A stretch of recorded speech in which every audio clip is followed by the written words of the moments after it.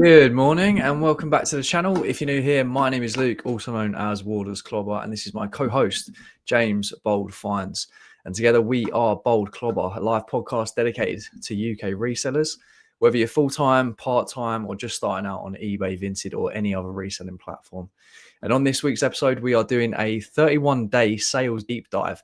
So we're going to be breaking down the last month of our business, the overall numbers, average selling price, organic versus promoted, percentage where the offers came from, all of that kind of stuff when you look at the 31 day or anything really on that sales page. So yeah, we're going to be going over the big flips, the winners, the losers, all that kind of stuff. But yeah, so if you've ever wondered what a month of reselling looks like, whether it's part-time or full-time, in our case full-time, then I think this episode is going to be really useful for you. But mate, it seems like we don't get a chance to properly catch up throughout the week as well. Believe it or not, we used to. But yeah, how's your week been, man? Yeah, I just don't. I'll be honest with you. I just don't like you anymore. That's why we don't catch up like we used to. It's been busy, man. It's been a crazy week so far. Yesterday was very much, them days where you just panic and analyze so much. And it's quite interesting that we changed the podcast yesterday to this as well. And before I knew, but I was just looking at all of my numbers yesterday, and I was debating. I was like, why are things still not going well? And then I started to do some deep dives on some other stores. And I'm just thinking to myself, like, let me see what other clothing people are doing compared to me. And I panicked, WhatsApped you and said, mate, can you send me a screenshot of your sales for the last 48 hours? So I just want to see that when you make sales, what the value is. And then I said to you, don't worry, I'll just stalk your store. And I quickly recognized what I'm doing that other people aren't doing, or what they're doing that I'm not, is probably the best way to put it.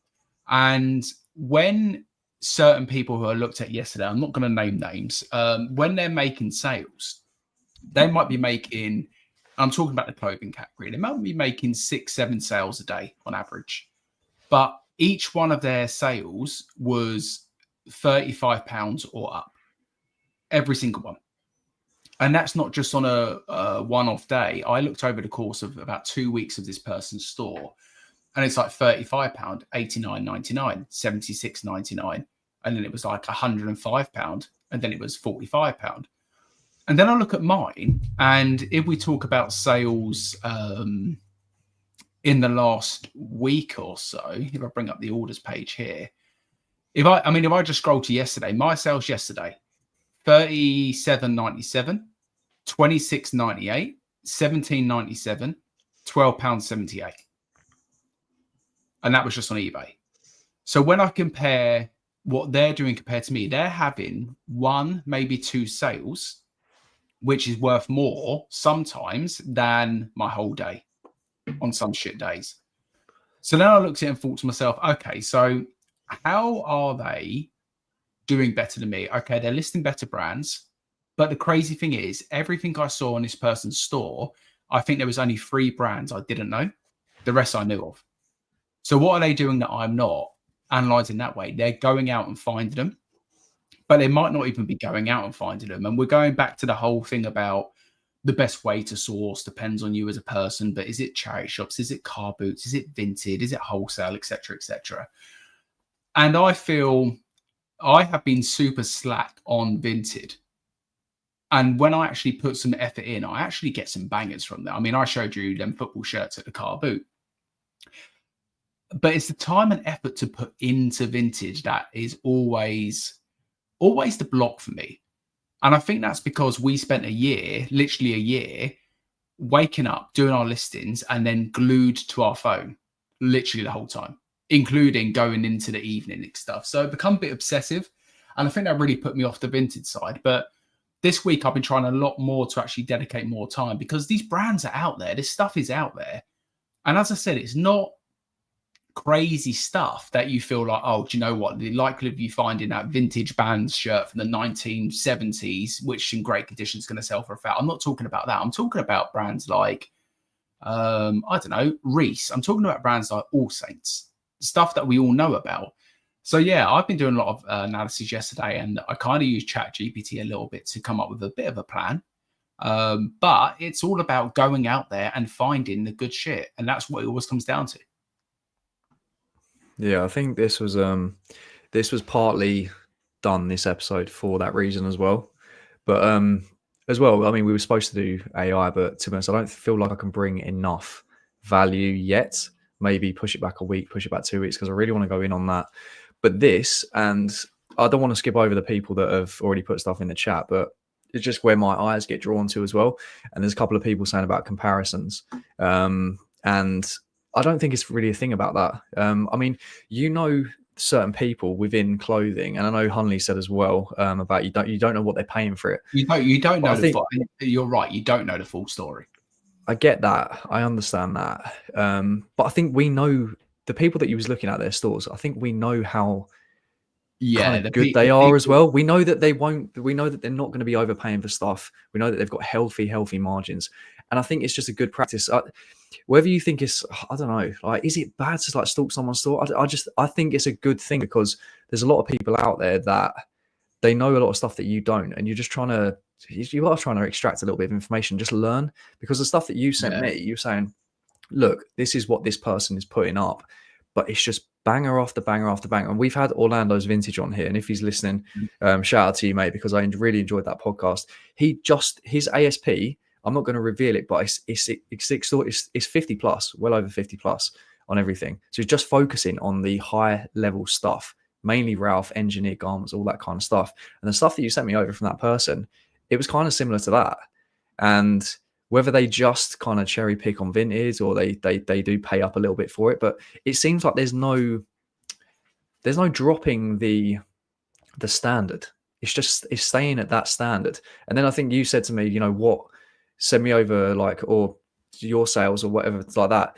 Mine isn't on that level, I wouldn't say, because I'm going to car boots and picking stuff up for really, really cheap. Some of these people that you sent over, it's just pure vintage as well. Yeah. But and with that, you get... Yeah, sorry, mate. You have to remember that as well, because it is all about, and I completely get the thought of, someone selling something for £100. We truly do not know. I mean, with some of the people, like I've mentioned, like we know, like I know these people, I speak to them anyway. They know I stalk their store because they've also stalked mine and see stuff as well.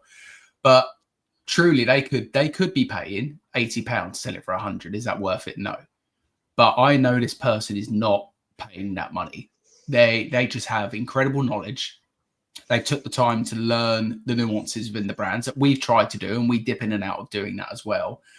And I think they're so dedicated to just one thing. And that one thing is, my job is to go and find the best shit possible. The rest of it is just admin, isn't it? It's just processing.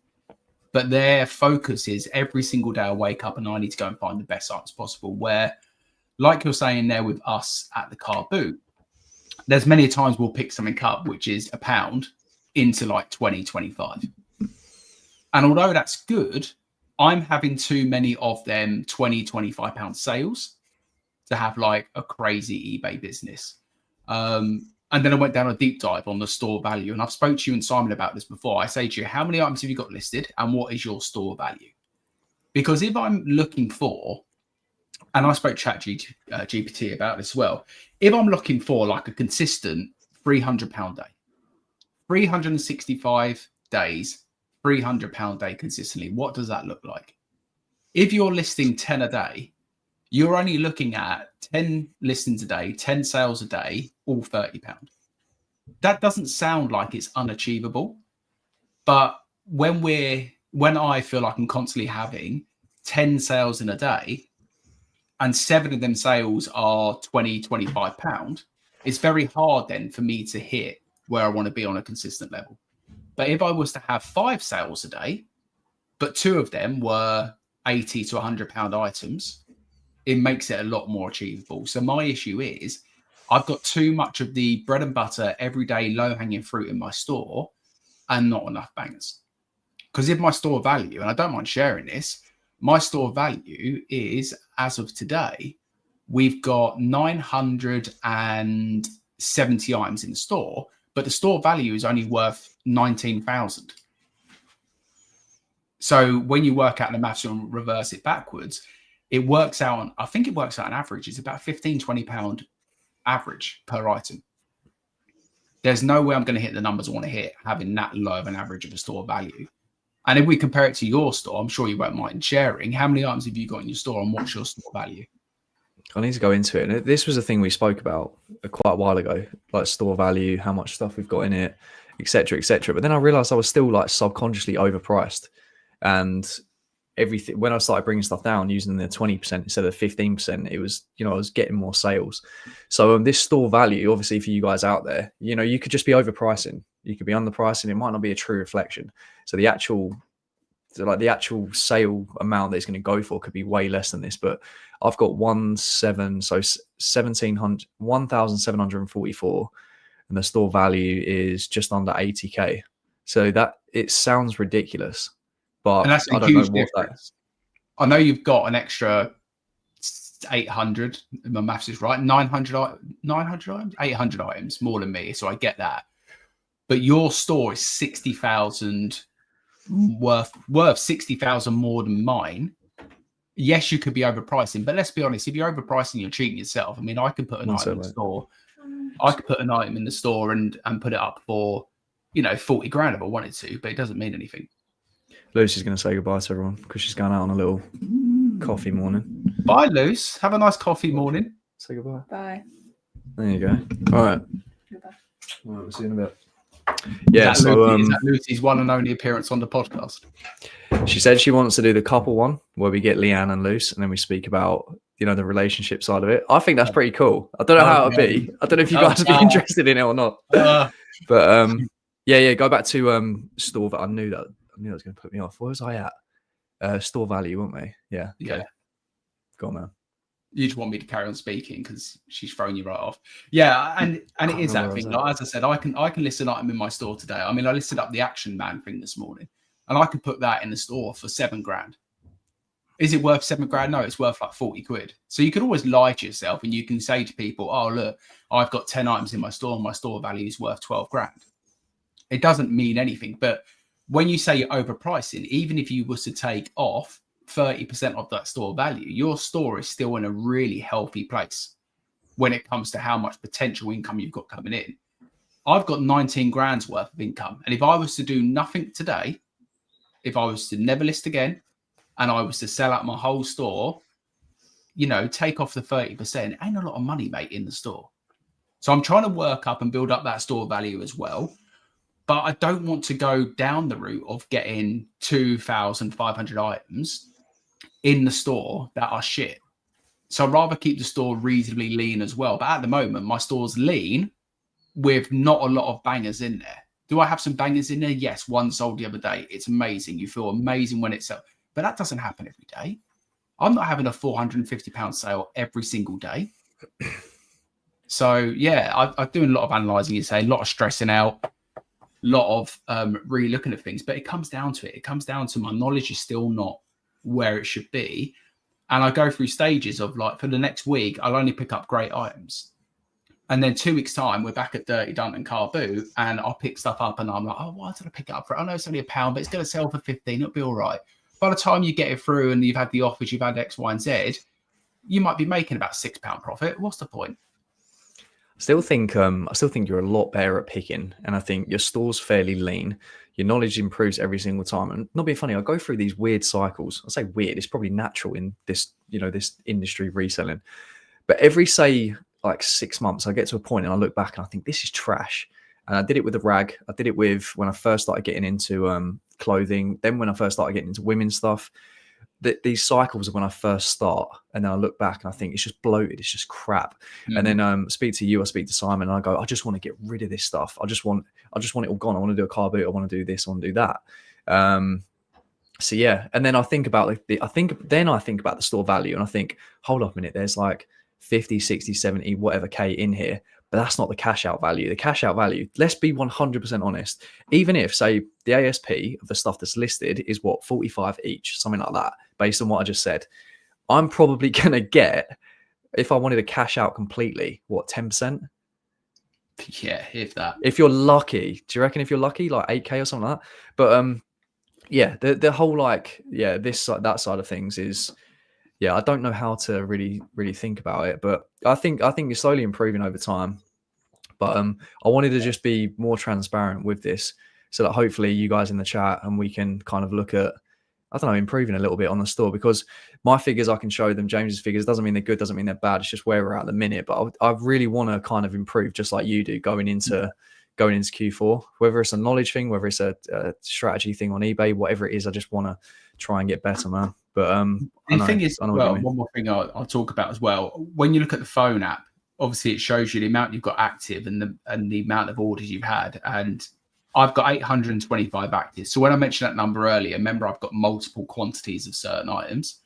So on my phone app, it says 825 active and 1.4K orders. So my sell-through rate is like really good. But if them 1.4K orders were not sales at 15, 20, 25 pounds, I'd be in a complete different position. So that is the issue. I'm selling the low value stuff that is not making me the money. But I go through these like analysis stages so many times, and I'll go through a month of being like really happy with the store, and then one thing will happen, I'll just be like, oh my god, the store's shit, I need to fix it, blah blah blah blah. I think it's very natural. And I kick myself all the time, mate, because I've been doing this 4 years now, and I still feel I haven't made progress. I still feel I haven't worked it out. And I see people who come on and do it in like 9 months and make so much progress. I'm like, what the fuck am I doing wrong? And you start judging yourself, you start being critical of yourself. So I think it's important for everyone to kind of look at things and kind of have maybe like a harsh chat with yourself, but also praise yourself when things are going well. Like, give yourself credit, because it's a constant grind. I think that Honey's hit something on the head here, because I don't know where I was going with the whole cycle thing, and then gradually improving, wanting to get rid of loads of stuff in your store, just that whole process of getting better. But for me, if I'm being 100% honest, and you're kind of like not veering towards a different side of this, but the whole daily listing chat that we had with Simon, and it's the whole like being in your business rather than kind of like working on it from the outside, stepping back, looking back. I'm going to get to some of the older messages as well, but I just thought this was relevant for the time. It's also kind of how we all got started. We were so focused on volume, hitting daily listing goals, that we missed loads of opportunities to slow down and learn, and it's hard to change that. And this for me, mate, sorry honey, I'm gonna have to take this down a little bit. Right, so this for me is like when I'm at the car boot going crazy, thinking about that daily listing goal, picking up stuff that might not hit the metrics. You know, when you go, it's cheap, it's probably going to go like 1/2s into 15, and then you realize it's not all that. You gradually reduce it, and then it sits in your store, and then it's there within like a year. Kind of reminds me of that, rather than like what you were speaking about, where you looked at someone's store, and we know this person as well, and they're just very, very focused on picking up really good, high sell through, high profit stuff. Do you know what I mean? Rather than scrambling around.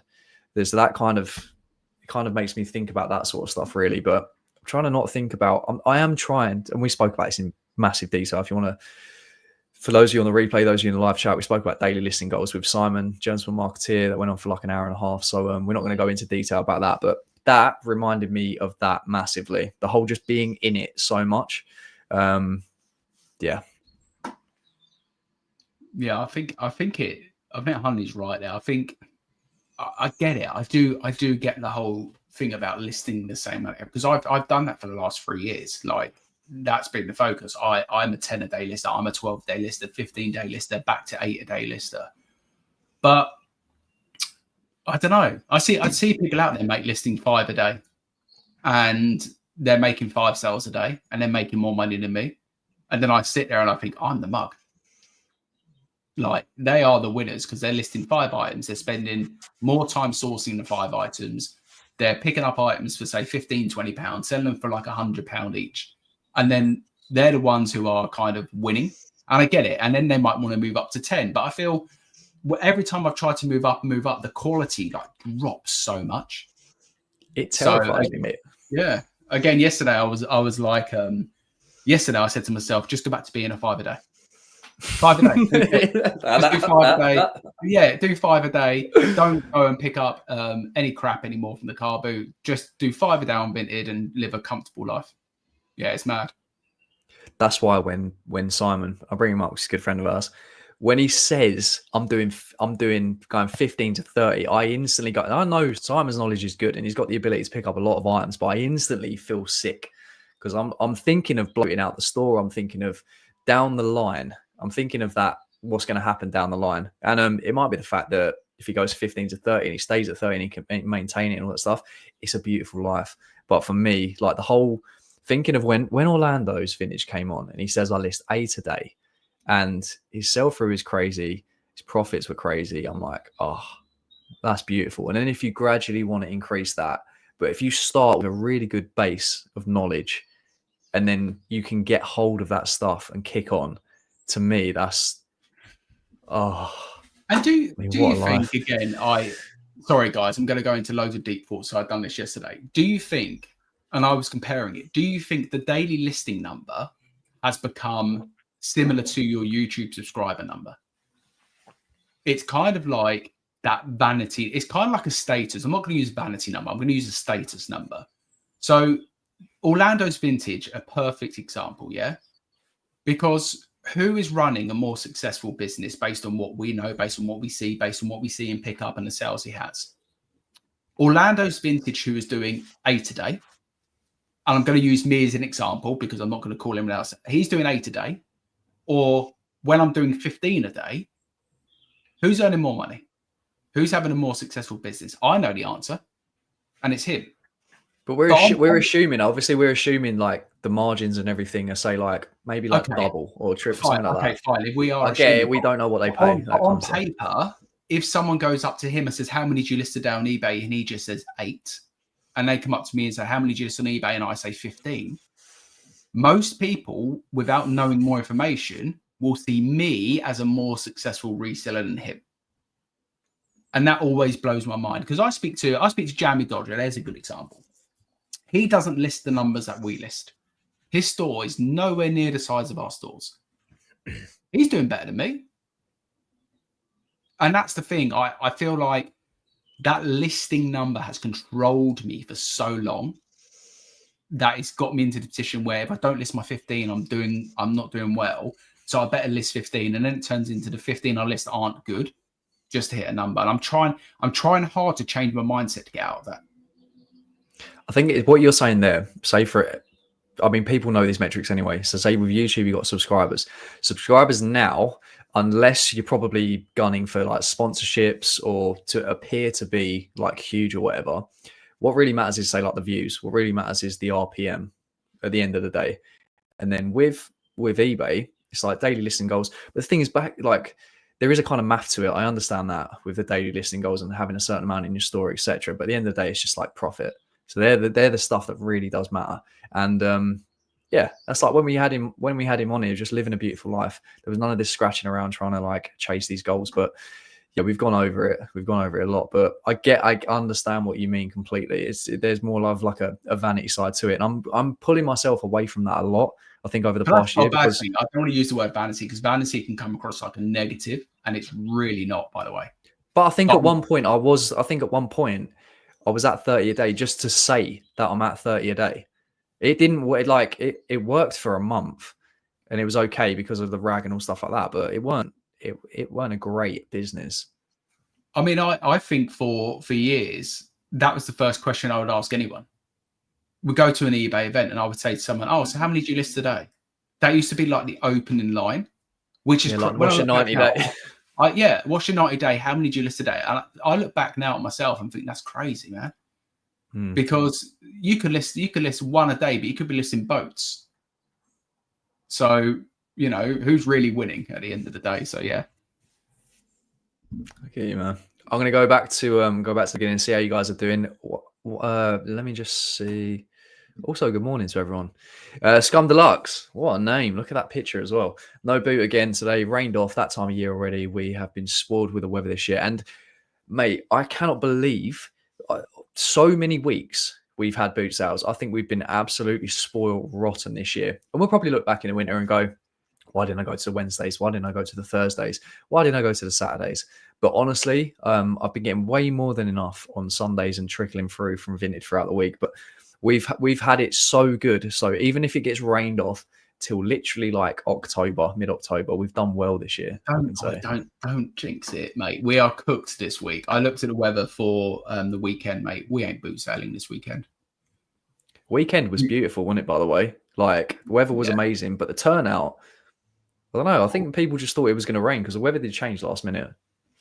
Yeah, there'll be no car boots, I don't think, this weekend. I was looking to see if I can find some like jumble sales or some indoor car boots, and none in my area, I don't think so. It might just be a vintage week. I need to try and find these what are they called here? Jumble sales.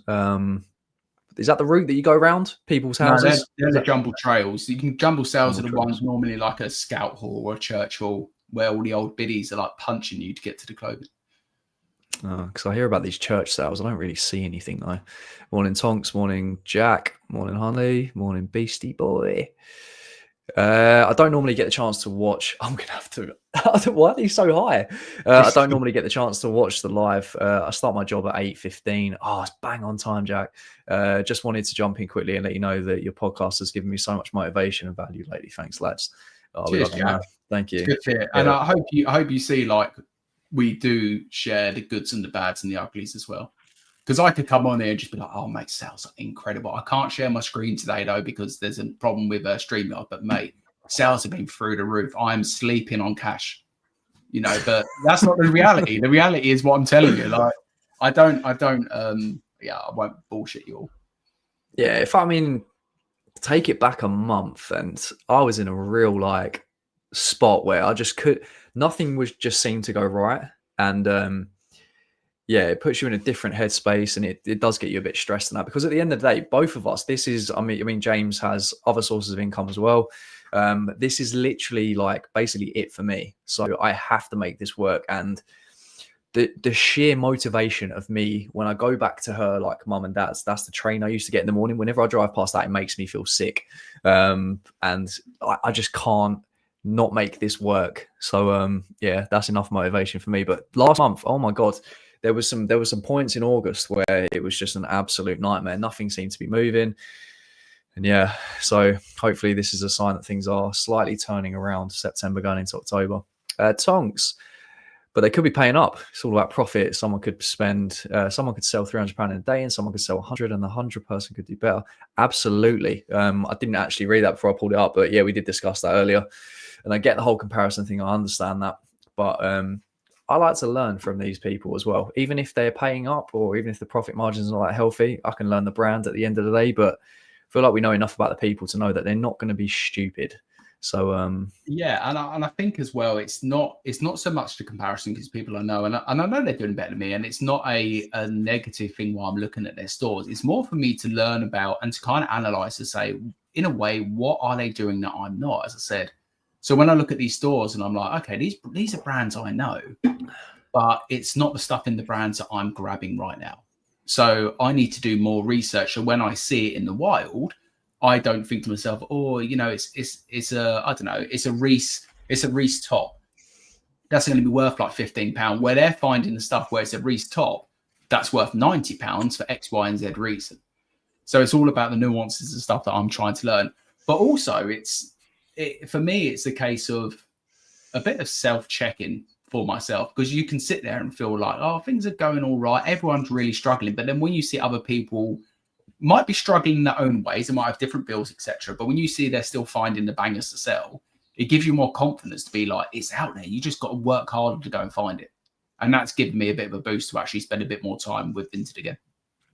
Yeah, the struggles are different. And then I think as you kind of maybe more niche down, get better knowledge, stuff like that, you pick up way less at car boots. I mean, when I was going there, when I first started, probably before I went in clothing, and maybe a little bit when I just went into clothing, I was bringing so much back.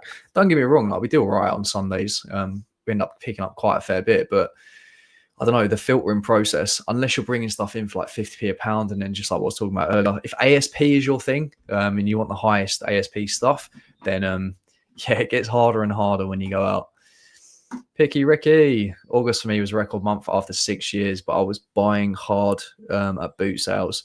Yeah, I mean, I'm thinking about the old as well. Remember when I was saying that, I'm not going out Wednesdays, I'm not going out Thursdays, really. Saturdays, maybe, because I'm getting enough stuff. Do you think about, I think Jamie Dodgers, I think we spoke about this at the eBay event, and he was saying that he's probably going to be able to get enough to then tie him over for the winter. I don't really think about that. And I think it's because of my storage situation. I put stuff in the van, overspill maybe in the storage, but I'm kind of buying a little bit. I'm probably buying a week ahead of what I need at the minute. And I don't know if I should be utilizing that while we've got it to then build up more. But it's just a space thing for me at the minute, I think. But again, it's the comparison of how many do you list? Because if you were doing, I don't know, I haven't spoke to James in a little bit, but I don't know what he's doing. But say he is doing 5 a day. I don't know. Say he's doing 7 a day and you're doing 15 a day. If you was to drop down to 7 a day, you might be okay for all over winter. Whereas if you was to go up to 30 a day, you know, from what you're doing now, you're not going to be okay over winter. If you drop down to 1 a day, you're probably okay for the rest of the year. So it all depends on how many you are putting up. And again, it comes down to that number, doesn't it? But I always think about that security over winter. I think over the winter, I just need to do more of the online stuff again. Because again, it's still accessible for us. We know the stuff is out there. You've got to pay a bit more money sometimes for the online stuff. Yeah. Morning, Chris. Morning, Chris. Oh, the wife. Yeah. She's on a little coffee. Going out for one this morning. Set a rock bottom ASP. If it doesn't hit it, goes on Vinted. And you spoke about this actually last week, where you was like, gets to a point where I think you said £20 less. If it goes for less than £20, just stick it on Vinted. You know, no fees, no this, no that. And I think it's a good thing because I slowly reduce. I don't really have the strictest markdown strategy, I would say. So I'll just steadily reduce, sell similar, reduce the price, go over all the item specifics, double check them, double check the condition, double check the pictures, match with the size, and etc. etc. But for me, I think it hasn't really got to a point. I think it would have to get to like maybe a tenner, but maybe even slightly more. I don't sell on Vinted, so for me, it's like there has to be a process after eBay, I think, to just fully get rid of stuff. And Simon does cash for clothes. I know people just put them in a clothing bin. I know people do car boots. When I think about taking the stuff out my store, 100, 200, 300 items, and go into a car boot, I just think of the opportunity to buy. And I know I can bring loose with me and family and then go around and buy and stuff like that. But to me, it's like, I don't know. I think it's because I'm a buyer at car boots. I know what people offer. I know. Yeah. So I don't know about that, mate. Yeah, Joe, I've spoken to Joe a little bit about this as well. And he's spot on in the sense of anything under a certain amount goes on Vinted. I think the management of Vinted is so difficult, though. I'll be keen to know, Joe, and we can speak offline about this, whether you found a way to really manage your stock, because I cross-list onto both. So I think to myself, if I was to only put it on Vinted, when I do a stock take of my store and go through what I've got in stock, if everything's fell off, I might pull out 60, 70 items that are only on Vinted, for instance. And I might assume that they've fell off completely. And I might relist them onto eBay, etc., etc. So I'll be really keen to know how Joe manages that, because right now it goes on both, and when it sells, it gets removed from the other platform. But he's spot on there, because a lot of my £20 stuff, if it sells on eBay, I'm kind of like, this is pointless. When it sells on Vinted, I'm buzzing, because a lot of that stuff I paid like £1.99 for or £1 for. So it's still good margins. But yeah, interesting.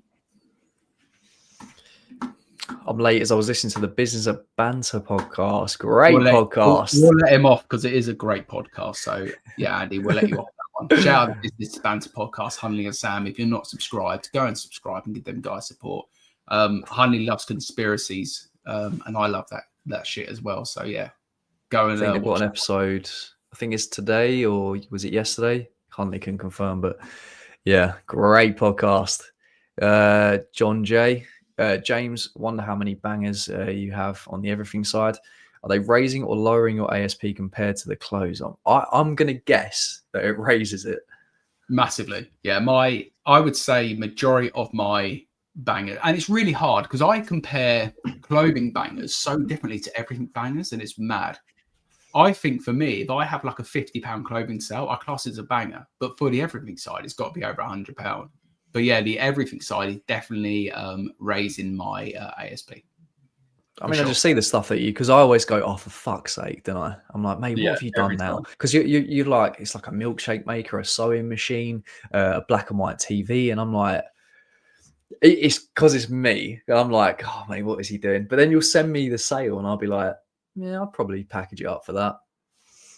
Put it this way, the snow globe was so easy to package up. Oh, don't worry. It was already packaged within the box. It was in the box. So I bubble wrapped the box. I put it in another box and label on, and it's gone. It was easy. So yeah, gutted to you. And if you haven't seen James's video on the snow globe as well, that's on his channel. I don't know if you want to share it today for the people that haven't seen I'm going it. to share it on Tech Show and Tell today, but I don't mind speaking about it. So one of the snow globes I showed in the video a couple of days ago. Let me get up the order. This was on what day? It was Saturday, and it was really weird because you know this whole conspiracy around if you think about something, if you touch something, it's going to sell. And I was sitting there. I was sitting there on Saturday. I was depressed because there was no Premier League football on. It was international football, boring. And I was thinking to myself, oh, we're getting closer. I don't know what it was. I see we got the autumn decks down. And I thought, oh, we're getting closer to Christmas now. And I love the winter season. I know a lot of people don't like winter. I really enjoy winter. I love Christmas and all that stuff.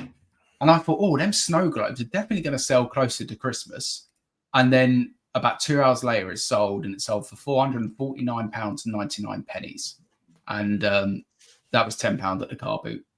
We won't talk about, I missed out on the others as well. But I got 3 of them. 2 have sold so far. 1's still for sale. But yeah, I sent it to Luke, and then at the boot sale, I was buzzing. I was like, yes, like we need this every single day. And that's what I'm talking about. Someone tell me how to get a £450 sale every single day. Tell me the fix, and then I'm good. I'll list 1 a day. I don't care. And I'll just take that. James will show you this sale as well, and you'll be like, but I was like gobsmacked at the missed opportunity because I always think about it. Like you've been around with me, you've seen when we've got crazy buys and stuff like that, and I'm always like, share it in. That'd be easy. But we could have got that. You can do. I was just going to go through the. No, you go, mate, and then I'll share it in the chat. Because I know we'll probably have a tough time catching up as well if we're going sharing screens and that. I'm at 23,600, most of it rubbish. Is that kind of I'm guessing that's the overall store value as well, Picky Ricky. And by the way, guys, if you want to share figures, if you want to share, like you might not want to, but if you want to share like any sort of figures or numbers within your business, and then maybe how you're looking at improving it, then yeah, it'd be cool. So yeah, great logo. Share and speak about it. That's a sick logo, by the way. Yeah. Did you design that yourself? Let us know. Did you design it yourself or get a designer? I think that's really cool. Yeah. Oh, what does it say below? on eBay. On eBay, yeah. Oh, that's nice. Love a good logo. This logo. Look at this one. Yeah. I need to improve my logo. It's so like just my glasses and my name. The logo game is poor. James, it's not just you, mate. I do the same. Self-sabotage. Yeah, I think a lot of us do. I mean, at the end of the day, we're running a business, and like I'm relying on the eBay income. Yes, I have other incomes, but they're nowhere near the eBay income. So I'm relying on this being a success because when we get to the end of the month, we both transfer money into a joint account that pays for the mortgage, pays for the bills, and everything. And you know, I can't turn around and say to Leanne, "Oh, unfortunately, I've had a terrible month on eBay. Can you cover our mortgage this month?" She can't afford to do that. So yeah, it does create a lot of pressure. And I think the self-sabotage is more, for me, it's more like self-check-ins, because I feel I can become very complacent and bury my head in the sand and just think, oh, it'll pick up. And that's the thing. Oh, do you know what? Today's been crap. It'll pick up. Tomorrow's crap. It'll pick up. It'll get better. But I feel like if you don't look at it and make the right changes, I think you'll just always be where you are. And I think with that as well, we're like I said before, we're both full time. We met someone at Dunton who does this part time, like a little side hustle gig, and like a lot of people want to do this full time, but I think you have to be in a strong position to be able to, in terms of like cash reserves behind you, good amount of knowledge, good systems in place, processes, all that kind of stuff. So yeah, if we can help with any of that in terms of people wanting to go from part time to full time, then ask your questions honestly, because this is the reason why this podcast kind of started, because I wanted a place to go where there was maybe someone or a couple of people, maybe 1 step or like 2 steps, 10 steps ahead, that I could have asked stuff UK based. Because when I first started out, it was a US one, which was Daily Refinement Podcast. And I kind of wanted a UK based one. But yeah, there are a lot of, stresses. There are a lot of, there's a lot of stuff riding on it. So yeah, Natasha, hi lads. Good morning. You've always got a Revitate. How you reading that? There we go. How you run your store at all times. The average cash converter store has about 60,000 in their brick and mortar stores. great comment aside, listening to Daily Refinement, who recommends a £10 profit per item. 3 years later, I can't get away from that mindset. A lot of this stuff, John, has very much been drilled into my head, whether it's a good thing, whether it's a bad thing. I think it's helped me in terms of staying consistent with the listings and really trying to hit that minimum profit or the minimum average that I like to and we like to say. But yeah, at times it has been a bit of a detriment in terms of like just picking up stuff for the sake of it. But I think that's very much in the beginning. I think as you improve your knowledge and you get, I don't know, when I go into my unit, I'm just like, I just want it filled with really, really good stuff, especially when I'm looking to move into another unit because of space.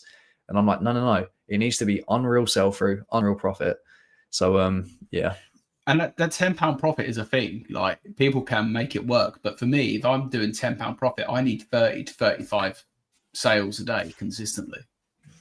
And if you're not listing 30 to 35, in fact, if you're not listing probably 50 to 60, you're not probably going to get the 30 to 35 sales consistently. I mean, if you're listing 30 iPhones under market, you're probably going to sell 30 iPhones.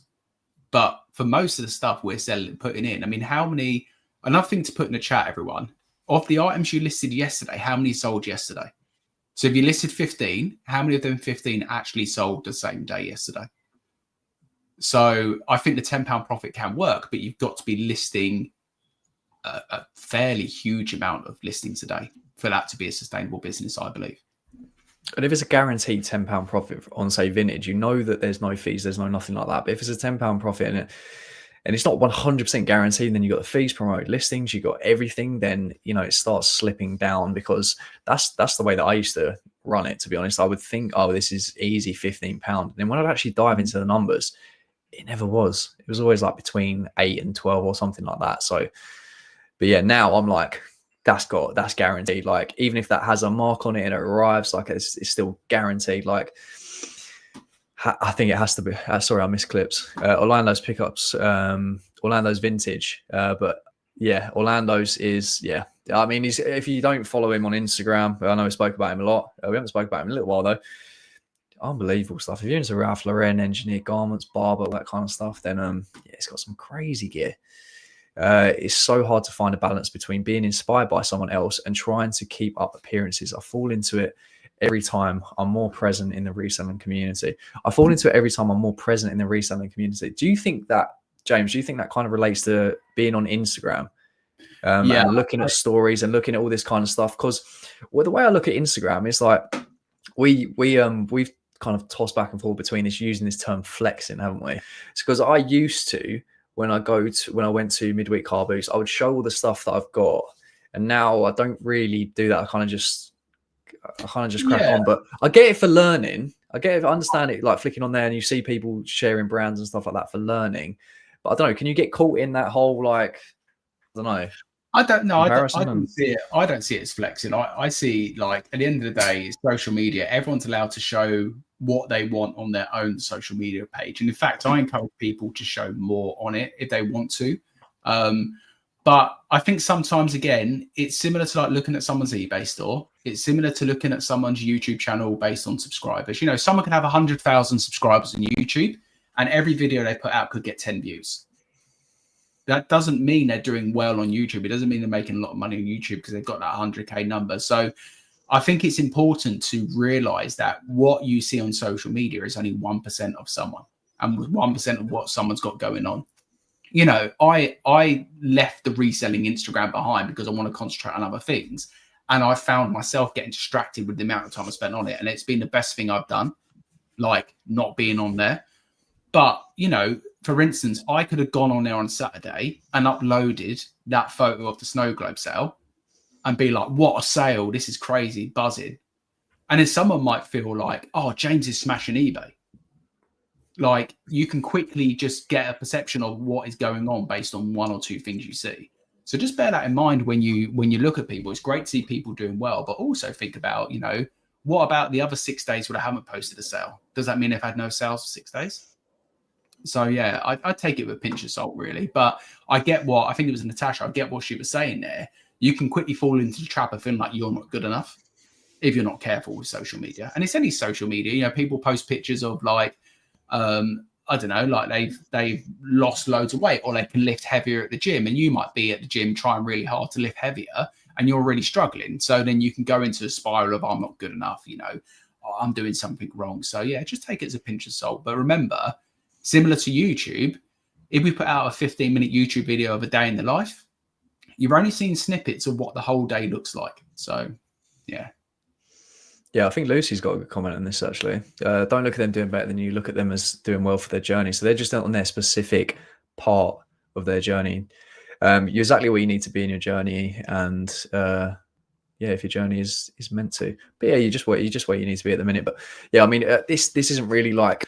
I started doing work mode on my phone. Didn't even know it was really a thing. I know James has mentioned it before actually, and it completely blocks off everything apart from what you don't want it to block. So for instance, my phone is literally like the only people that contact me from the hours of 6 till 12 are my mum and Lucy. And I've told them both as well. And that, just try not to message me unless it's like an emergency, like we can speak about most things later, that kind of thing. But it cuts off at 12, and that I might extend that later. And so there's nothing. And subconsciously, the flashes on my phone, I think, distract me, whether it be emails, Instagram, everything like that. But I've started using this for the past, I think it's nearly a week now. And the amount of productivity, and I thought I was pretty productive anyway, but the amount now is just absolutely obscene, because there's no reason, there's like nothing is happening on here. There's nothing, there's no one contacting me. It's just like the work is being done. That's it. So yeah, no, I just wanted to say thank you for letting me know about that feature on there. It's probably a basic thing that a lot of people know anyway, but yeah, it's been good. And you can go on the apps. It doesn't block you from going off them, but there's no real incentive to go on them, if you know what I mean. I don't really doom scroll or anything like that anyway. But yeah, if anyone wanted to try that. I think setting them boundaries as well, and it's really difficult. I'd have the same conversation with Leanne at one point, setting that boundaries with like loose, like especially Lucy, like your partner and stuff, to be like, and I said this to Leanne, if I worked in my old recruitment job, 9 to 5, like I couldn't be on the phone to you, I couldn't be messaging you. Like Leanne comes home every day between 10:30 and 1:30, and it goes back to work. Her shift is so like her work is so like good for her, but it's weird. So when she comes home, she obviously wants my attention at times. Like I'll go downstairs, or I'll go out to the garden, do some photos, or I'll go, and she's like, "What are you doing? What are you up to?" And like I get it from her point of view, but I've had to set the boundary to say, if I was in an office job, like you can have this with me. So you need to respect that. When I say to you, I'm busy, it's not a shun off to you. It's a case of I'm busy. And if I spend that 3 hours being distracted by you, it means that when you come home at 6 o'clock, don't whinge if I'm still working till 9, because you've took that 3 hours away from me. So I think it's setting that boundary. And the moment I said to Leanne, like, only message me or call me if it's an absolute emergency, she knows that now. So when she calls, I pick up. When she messages, I reply because it's important. But if it's stuff like, oh, don't forget, in 2 weeks' time, we're doing this, that can wait until you see me. You don't need to tell me that right now. So I think setting that boundary is really important. And it's very easy to get into the trap because we work for ourselves and we work from home. Like we're not working effectively. So you've got full accessibility to us. I think it might sound weird to a lot of people, even what James just said there, but it was very weird for me to say to like my mum and Luce, like, leave stuff until later. Emergencies, yes, but I was looking at the concept of deep work, and Cody Sanchez, a woman who's a serial entrepreneur, she just said, if you can commit to 2 to 3 hours, bear in mind this, she's not saying 8 hours, 9 hours, anything like that. If you can commit to 2 to 3 hours of deep work, and that is basically 0 distractions. She goes to the extreme saying no bathroom breaks, none of this, just like you doing work. But I go on YouTube and I type in either deep work or work music, stuff with no lyrics, just like instrumental. And you just work for 2 to 3 hours. It's ridiculous how much stuff you can do, whether you're editing on YouTube, whether you're doing your drafts, whether you're doing your pictures, and you turn around and the time has barely moved. It is ridiculous. So it's very weird having a conversation with Luce, but she understands it, because I'm like, I kind of want to push on to that new level now. So yeah, you might think that, just because we used to send memes and all that kind of stuff and chat a little bit during the day, but you might think a message here and there is okay, and it might be, but from what I've seen as the difference, And then it actually improves our relationship slightly as well. Because she comes back, you have more to speak about. And it's really good in the evenings because we have that proper good time in the evenings where catch up on our day, see how everything's been. And then, just sit down and watch Beard Meets Food for like 2-3 hours. Epic. So, the concept of deep work, if anyone wants to look into it, if anyone wants to do a strategy like that, really, really helps, or help me anyway. I never check sell-through rates. This is Picky Ricky with the one with the Unreal logo. I never check sell-through rates, values. I just know if I want it in my store. Now, I look into sell-through rates. I don't know about you, James. I do look into it. And I've spoken to people before about, I probably don't go as deep, especially I'm at car boots. I do it very, very little at car boots now, but I think I need to go a little bit more deeper in terms of like sell-through rates. I don't really check sizes. I don't really check colors, all that kind of stuff. And I might need to look into doing that. But yeah, it's how much you can do when you're out as well. I think a boot sale, I don't know. I think about it less at the car boot because I'm more thinking about getting more stuff. Where like when I'm in the charity shop, I probably spend a bit more time with the sell-through rate. When I'm on Vinted as well. I mean, Vinted is slightly different. You've got to be super quick on Vinted. I think the level of speed, I think Vintage, you've got to be the fastest. Car boot, you've got to be the second fastest. And the charity shop, you take a bit more time. Because in a charity shop, you haven't got a swarm of resellers with IKEA bags trying to rip it out of your hand. At the car boot, you've got that. At Vintage, you've got the bots and you've got the resellers who are constantly on it. So, yeah, different levels of time depends on how much analysis you can do. Yeah. You got to be rapid. I like that little speed meter that you've said there. Tap Peddler. Hi, guys. Derek, are you going to be at the Open, Derek? We had some good chats last year. Is the barn is that the guy that he does go to Dunton sometimes? He goes to Chelmsford. Is that one? I don't think so. No. That's this probably is a different Tap guy. Peddler. Tap Peddler. Subscribe to Tap Peddler. Tap Peddler. Good morning. Love the name. This guy, man. Them nuggets. Good morning to you. Love your videos. I think he's probably the inspiration for the me doing the picking and packing videos. Incredible knowledge. So if you're not subscribed, please do subscribe to him as well. Morning, Tommy Trades. Morning, better late than never. Good morning, sir. All right, mate. I know, like most resellers don't get out of bed until midday, so we'll let you off, Tommy. Everyone hates the time. People always say, "Oh, the podcast is so early." I'm like, it's 8 o'clock in the morning. Come on, we got to get out of bed, guys. Do people stay in bed? Like, I don't get it. I can't. Maybe it's me. I can't have a lie-in. Every time I say I'm going to have a lie-in, I'm out of bed still at like 7. I just can't lie in bed. I don't know what it is. Jealous of them who can. 2021 listed, value of store 60, just over 60k. Yeah, strong, Simon. So what's that then? 2000. So I was looking at mine, so it was like 45. So what's, say 60k divided by 2. Yeah, so Simon's or like listed ASP just under £30 an item, because that's what I think about. Whatever it's listed at, I know it's an average, and like, you know, items are different and stuff like that. But then when you look at the coupon, when you look at the promoted listing, when you look at all of that stuff taken into consideration, this is someone's buying it outright. Do you know what I mean? But we spoke about this many times with Simon. Is Reseller Greatness podcast on the Tech and Sports group that you're in? I think it's maybe changed. Is the podcast, or he does a tech? It's like the morning call. It's now the Tuesday call. Is that right? No, I think it's all about the group. Yeah, it's the Reselling Greatness group.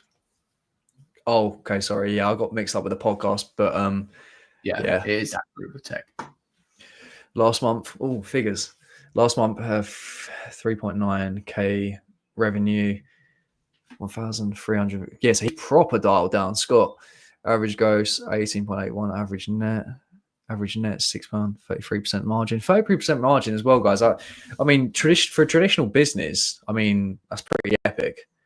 I only just moved into clothing, so that's the very start of this journey. Well, good luck on your journey, mate. I remember when I first started in clothing, I'm not a massive fan of clothing, believe it or not. I don't really have a passion in it. My brother's a lot more into clothing than I am, so it's weird when I riffed off like.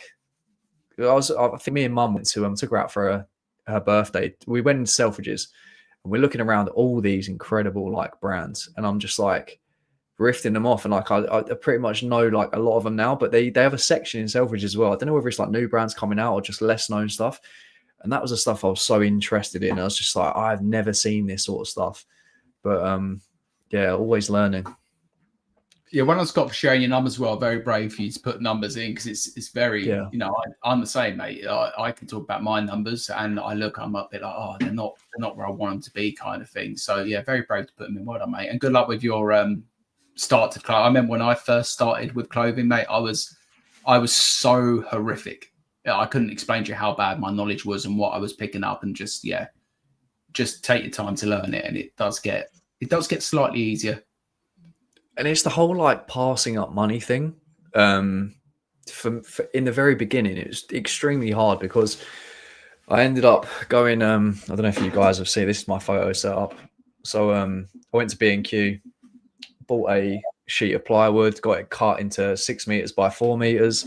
I didn't really know what the hell I was doing, to be honest. I was just looking at people's setups and just trying to figure it all out.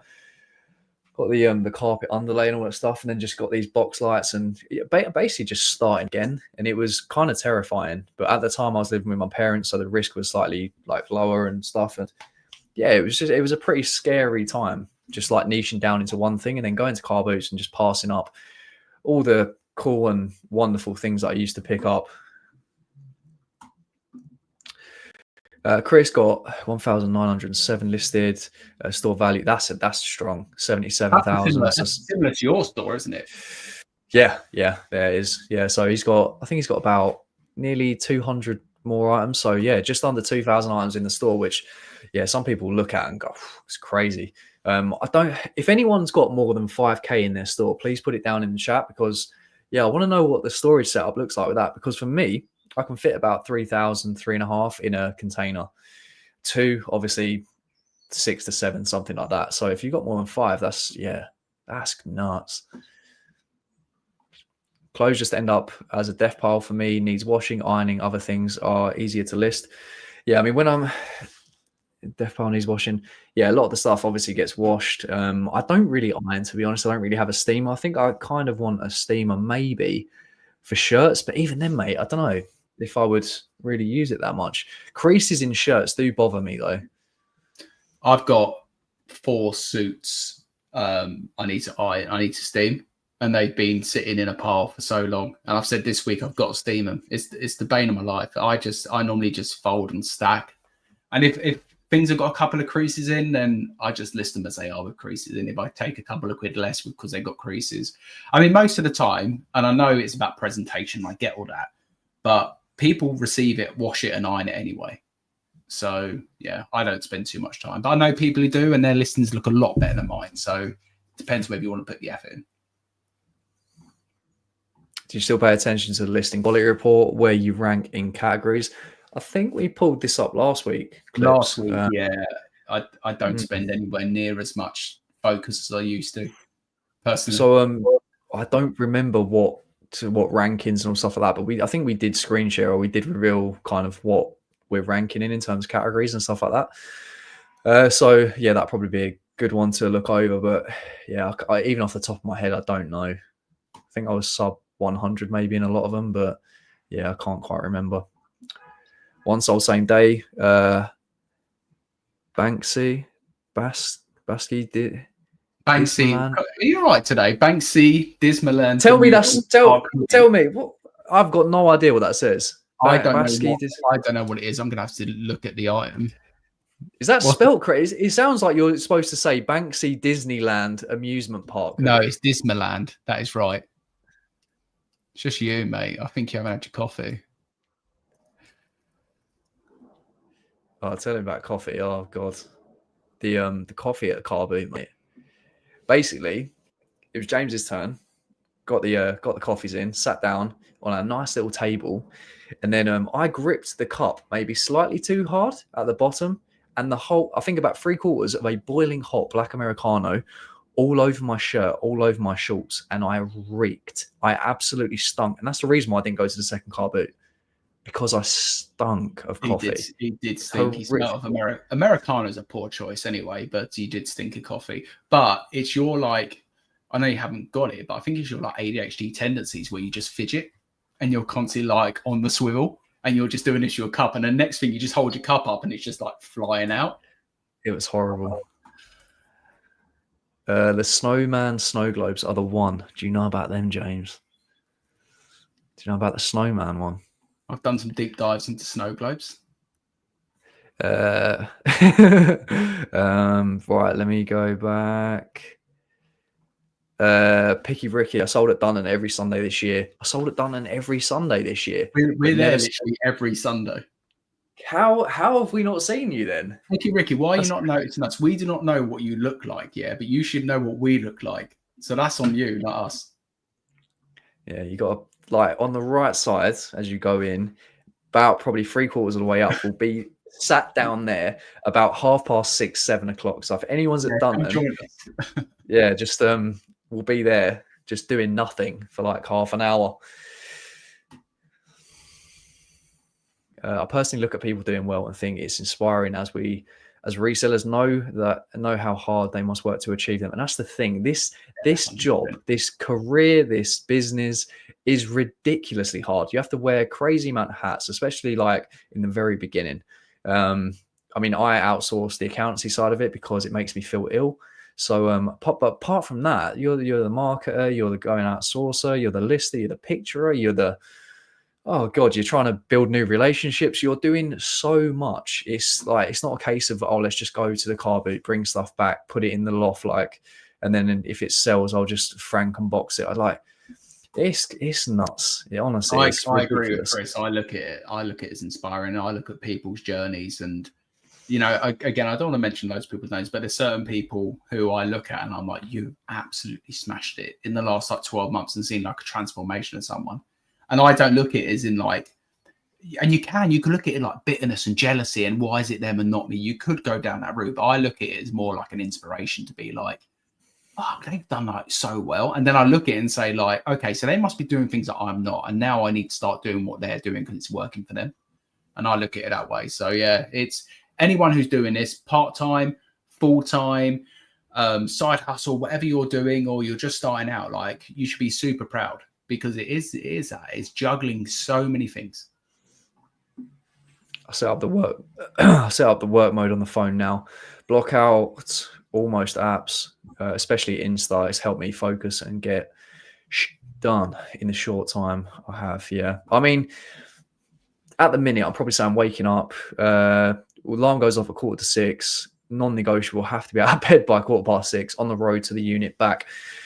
But the work mode obviously goes on at 6. So there's just it for me. Clips is just works so well. I don't know about you, but yeah, the whole, like, as I say, it doesn't completely. You can still go on the apps, but for me, it works really, really well. James has been doing this for a while. He said to me like quite a long time ago about it.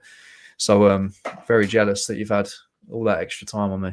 But sometimes, like I've said to you, Luke, I've been doing it for quite a while, but there's sometimes a notification will come on that I'm in work mode and I'll switch off the notification. So again, you can self-sabotage it because you could be like, oh, do you know what? I can probably have a few more distractions drip in today, so I'll turn it off. So I'm trying again to refocus and not touch it and turn it off. But like this morning, I didn't have it on. And then it got to like 7:55. And then I thought, oh, Luke might have messaged me to say he's going to send me the link. And you had. And obviously that hadn't come through to me. And obviously I'm aware of the time, but I don't know. Like, I haven't got you unblocked to that because, again, I don't want to hear from you while I'm in focus mode. Same as you don't want to hear from me. And I messaged you yesterday. I said, once you're out of focus mode, then reply. I think that was a big issue. Was it yesterday or the day before?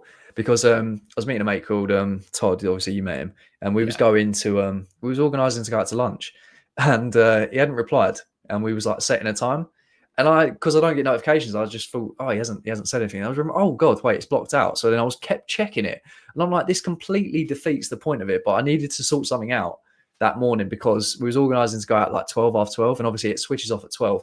Anyway, that's the only thing about it. You should have sorted it out the evening before. Possibly, yeah. So that should be the answer. You should sort it out the evening before, not of the day. But we'll let you off that one little communication we had. Yeah, we're doing well other than that. Hey up, lads. Yeah, Dan. Hey up. Chat. It's Q4 time. We are heading towards that. We're going to do a big Q4 chat. Probably. No, not yet. No, it's way too early. Holly told me that Q4 started in September. And then she was like, oh, actually, I got it wrong. It doesn't start in September. But we can lock in from now. We need to lock in from now right away until probably about 22 years' time. We need to remain locked in. Yeah, we've got to keep locked in. Not at the car boot sale. You need to be first, especially after last Sunday. I'm still very bitter. Oh no, she missed out. If you're not first, you're last. And the thing is, we rock up at a stupid time on Sunday. Like we'll get in there 4:10, something like that. And I the was majority moaning, of the time, I was moaning this Sunday though, wasn't I? Come on, for the first hour, I was moaning so much because I was like, the head torch hurts my head because it's like it puts so much pressure on your forehead. I started getting a headache, so I was like, I'm not using a head torch. I've got the phone light, you can't see anything. I picked up something which had like a bit of damage on it, so I couldn't see. And it got to the 5:30, and I said to Luke, "Is the sun ever going to come up? Like, this is doing my head in now. I'm not enjoying this." And then the sun comes up, and I'm like, "Yes, I'm so glad we're at the car boot."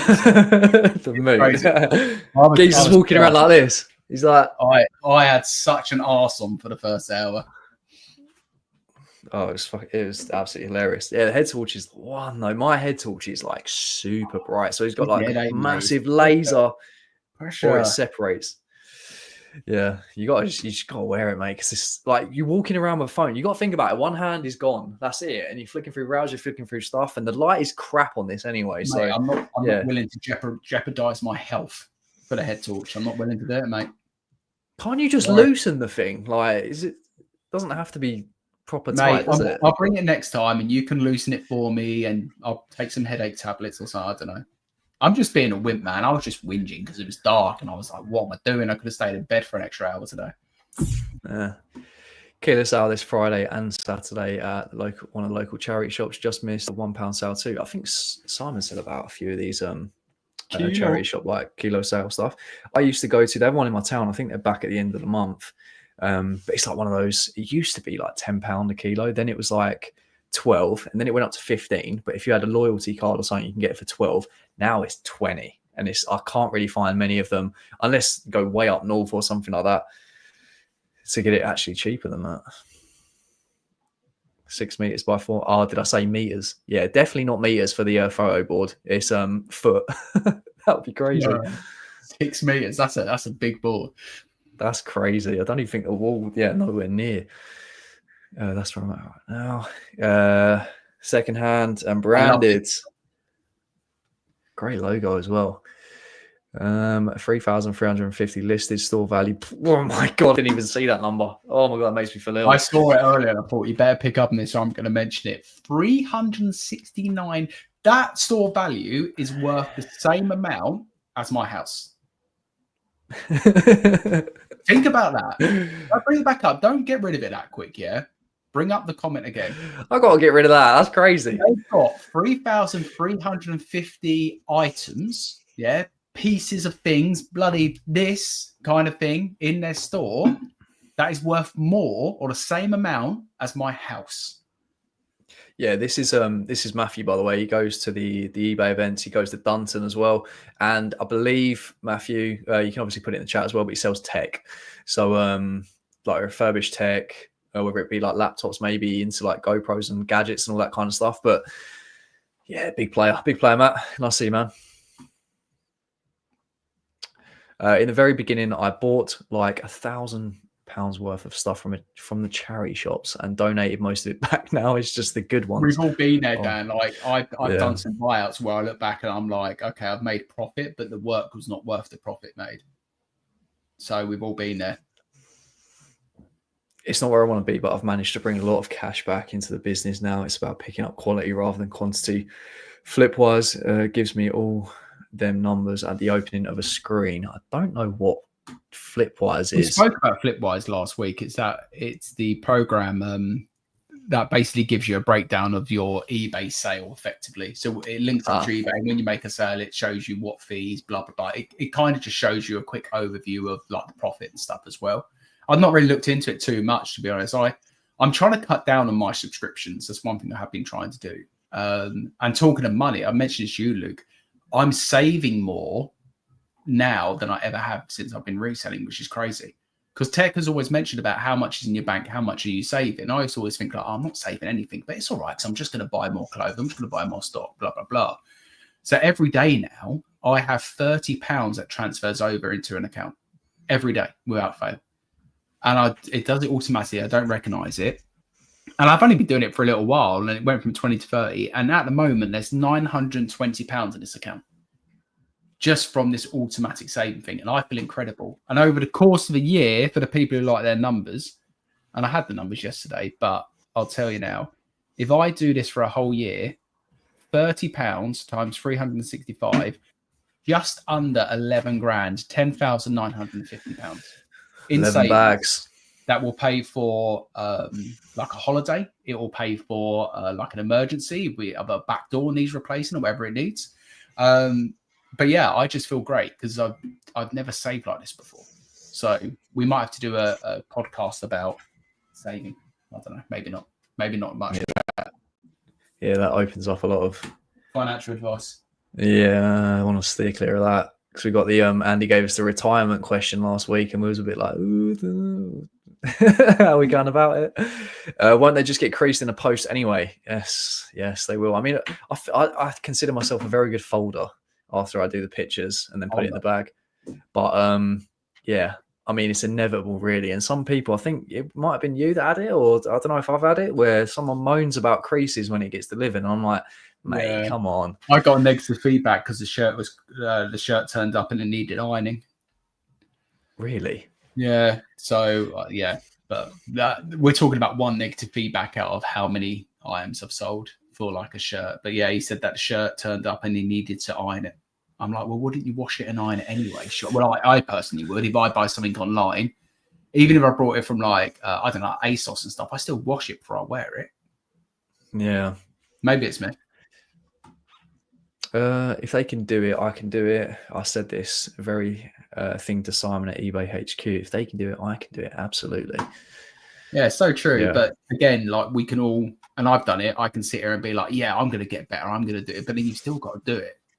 And that's the thing. People say it and do it. Some people say it and don't do it. And I fell into that trap quite a lot of time where I say I'm going to do something and I can give all the advice I can talk about it. I can talk about it logically. I can do the research. And then sometimes just don't do the effort. So that plays the biggest part. The people who say it and do it are the people who are successful, I think. It took me a long time as well. I think probably a solid 2 years to start getting decent. In my eyes, anyway. I mean, you can probably fast track it and stuff like that. But I mean, if you're doing like daily knowledge, learning the platform, I don't know, whatever. But it took me a long time. So I would see people where I was, say, like 2 years ago or something like that. Like, yeah, like I can do that. But it took me a very long time. Boys, morning, Shell. Oh, Shell. Shell, by the way, go and follow Shell on TikTok. Shell, you keep popping up on my FYP. Oh, that's a good sign. So, yeah, keep posting on TikTok. I like the fact it's not reselling content as well, Shell. We'll have to have a catch up about that. Yeah, she's killing it. Queen of eBay Live as well. See, that's ridiculous. You're there at 4:30. There's probably about 20 of us there, and you don't see us. Picky Ricky, not this Sunday because it's a washout, but next Sunday, your job is to find us. Don't do anything else at the car boot, but come and find us and come and say, I'm Picky Ricky. That's going to be so funny. Hello, lads. Oh, my good morning. Oh, good to see you. I think it's £3 a kit. That's stupid, Tommy. What's going on? It's like your 20p fines. I just don't understand it.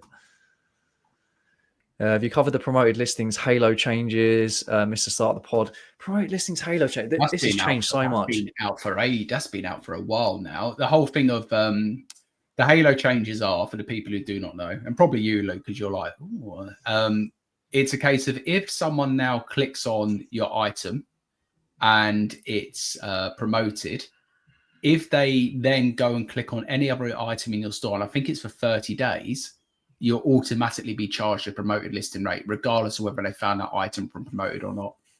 Mm-hmm. So basically now, if you're promoting your items, I would say you have to factor that in and expect every single item you sell to be a promoted listing. Based on that is what I would say. But talking of promoted listings, I've changed my promoted listings again. I haven't even told you. Here we go. I was looking at the numbers and I can't afford to give eBay what I'm giving eBay. What did you have it at? 10. So That's I'd rather hefty. give the customer a bigger savings. So I've actually dropped down to dynamic again, because remember we ran that dynamic test for a while. So I've dropped down to dynamic at 7%, and I think eBay's going to punish the shit out of me. I can't lie, but I've got to accept that I'm giving away 10%. I can't afford to do it. Yeah, you think of long game as well. It might punish you in the short term, but if that's what you've worked out that you can give away, I think I do 8% dynamic. I haven't changed it for, oh my God, it must be like a year or something stupid. But I cater for everything going promoted. So I've just always catered for. So when we look at, I'm going to reveal like the percentages and stuff like that. And Pop Trading Scalper, I think they might have revealed theirs. With the Halo changes, almost 100% of my sales are promoted, whereas in June, it was circa 66% sales were promoted, 33 organic. Going to cost me around 10K a year extra in promoted fees. Yeah, it's a big change. And yeah, it wasn't a great topic to speak to eBay about, but I mean, that's the thing. Like, sorry, go on. I was just going to say they're going to make what they've usually done is just kind of extract as much as they can out of the people that already use the platform. So yeah, business at the end of the day, isn't it? And they're there to make as much money for their shareholders as well. And the good thing is there is other options, but even still, do the other options compare and produce like eBay does still? That's the question you got to ask yourself. On vintage, you don't have to pay any promoted listings unless you want to do the bumps and do the store promotions and stuff. But do you get as many sales on vintage as you do on eBay? Yeah. Recently brought my partner into the business, and damn, I didn't realize how particular I am about this exact stuff. Folding, the way the bag is packed and labels. Yeah, I'm very, very particular. So if Luce was to come in, then yeah, it'd be like, this is exactly how we do it. But what happens if Luce came in and said, I don't believe that's the way to do it? Would you be open? Or do you treat it as like, I built this baby, you're sacked? Yeah, I'd say you're gone. Yeah, you would have to. I think you would have to just sack her straight away. Maybe like 2 hours into the shift, just say it's not working for me. Yeah, just say like, it's not going to affect our relationship. Yeah, I still love you. I still want to be married to you, but I can't have you as a member of staff because you don't fold it in the right way. Yeah, so you either fold it like this or that's it. Yeah. There's the door. Well, then she'd probably just go into the bedroom or the other door, but not actually out the house. Yeah, no. I've had to learn how to let go of my particularness about the system, but it was much easier to accept once things my partner had photograph put away exactly sold. I realized it's not my magic. Yeah, I don't know how. I think you should open it up and say to Gigi, Tommy, how would you run it? What changes would you make? Because I bet you'll be very surprised that she'll bring a few things up and you'll say, I've never thought about doing it that way. And that works better. So maybe open it up. And then that's what I would do. Like Luke's harsh and he would tell Lucy she's wrong at every occasion he could. I would be a case of like, show me how you would run it. Because Leanne might say, like, the way you do this is slow. Look how I can do it quicker doing it this way. And I might be like, that's genius. Like from an outsider point of view. So yeah, maybe open it up and say to Gigi, Tommy, like, you run it for the next week the way you would run it, and then we can see whether it's quicker or slower or whether there's stuff we can bring in from your point of view. That's the way I would do it. But they look at it outside of what you see on a day-to-day basis, and that's the beautiful thing about when Luce will see something, and she'll say something so simple, because I'm like looking into things so deeply, and she'll just go, why don't you just do that? And I'm like, how have you done that? I'm so used to doing it the same way every day. It's very hard to take a step out and say, like for me with the flat lay. So I had the board like you have for ages. And then I was like, right, okay, it's going to take up more space, but let me try the flat lay. And now I find it really hard to go back to the full up board. And people for ages were telling me the flat lay is quicker. And I was telling them it can't be quicker. It is quicker.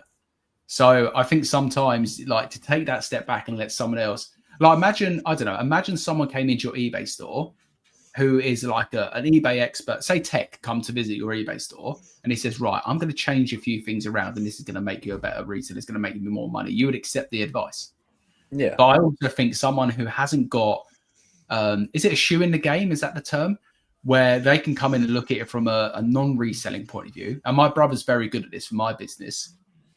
They give you ideas where you're like, yeah, do you know what? Actually, that could make a bit of sense. Let me try it. And yeah, So I'd be very open to accepting advice from anyone, really, trying things, Yeah. All right. I think we caught up a lot.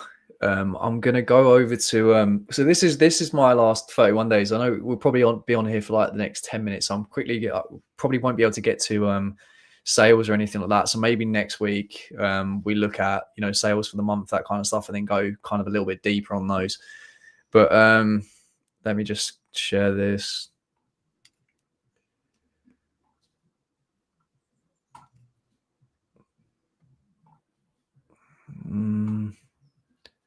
Is it sharing all right? We can see it. All right, so these are the last 31 days. I'm fuming because we're about 40 quid away. So we're just under 12. So 11,963. That's where we're at the minute. So we're about 3.6% down on the previous 31 days. And these are kind of the stats at the minute. So 381 sold. And to be honest, I'm really interested in this part here, James, because I don't think I pay attention to it. I really don't think I pay attention to the repeat buyer stuff. I always look at this section. I'm always focused on total sales, looking at selling costs, even though we can't really help that. So basically focusing on the net, and then probably a bit of the quantity, because I'll compare that to how many I'm listing per day and see if we're kind of in or around the 12 mark in terms of sold compared to what I'm listing. The average selling price, I'm just trying my very hardest to be between 30 and 35. That's really where I want. And then I don't really pay too much attention to this part because it's obviously the same as total sales. But with this part here, mate, do you focus on that? And also, do you look at, say, like the total buyers compared to the quantity sold? Look at kind of like if many people are bundling up stuff, or because it's very few and far between for me nowadays. When I was selling the really cheap rag stuff, people would do orders of like 10 plus, sometimes even like 20 plus items. But now, where the ASP's improved a lot, I don't really get many people buying 2s, 3s, 4s. Yeah, I'm the same as you, mate. And then we look at that top block, never really look at the other stuff. But that's interesting because if I compare it to mine, my total buys is a lot lower than yours, and I'm at 1.1%, and you're at 15.6. Yeah. So might have to look at it a bit more. I'm intrigued though, mate. Your selling costs, where do you get your postage labels from? So I get them from Packlink. So it's on a separate, it's not actually through eBay. So a lot of yours, if you buy it on eBay, I go through to Packlink because it doesn't have the VAT on it. So I pay slightly less. I pay like £2.25 a label or something ridiculous. So yeah, my selling into the selling costs because I print them straight from the eBay first page. Because I always look at my selling cost because I compare to you, yeah. So your total sales are double mine to give you an idea where I am. And my selling costs are only £200 less than yours. But that's because I buy my labels through eBay and that goes on to that selling cost part. But when you buy your labels on eBay, it comes out of the amount that you have in the pot. Is that right? Yeah, but if you haven't got any money in the pot, then it comes out of that. Your bank account. So that's all part of the selling costs, including postages. But if you do it through Packlink, it's different. Yeah, and this is what I'm really intrigued at as well, because I don't focus on this point here. You guys in the chat or anyone kind of watching the replay or anything like that, your repeat buyers, because mine's saying down 42.9%, one-time buyers up nearly 20%. But I'm focusing on this part here. So of your total buyers or your total sales, whatever it is, my one-time buyers is 97.8. But what is your repeat buyers? Because 2.2% seems crazy low. And I know it's down nearly 50%, which is probably mad. But yeah, do you think that part of it there you can improve on with, say, like newsletters and maybe messaging a bit more, that kind of stuff? Possibly, yeah. I think newsletters is a big thing. Possibly, mine's at 1.1% for repeat. My breakdown is repeat buyers. I'm 100% up on the breakdown part, but it's 1.1% total. So I'm the same. I don't get many repeat buyers. Do you think as well, a lot of it is category dependent? Do you think if you was a toy seller, you would have more repeat buyers than a clothing seller? Absolutely, because clothing, and you'll see my categories as well, they're quite varied. So we do a little bit of men's, we do a little like women's. Yeah, so say like if you was just a pure football shirt seller, then you're probably going to get people bundling up stuff or going to you because you sell football shirts. But because I'm a bit of everything within clothing, then maybe if I was a bit more niche down into just men's sports jackets or something like that, then repeat buys might be up. But when I was going to the racks, I was getting such similar stuff. Like it was just pure quarter zips, sports attire. Maybe that was a reason on top of it being a lot lower ASP that a lot of people were bundling up stuff.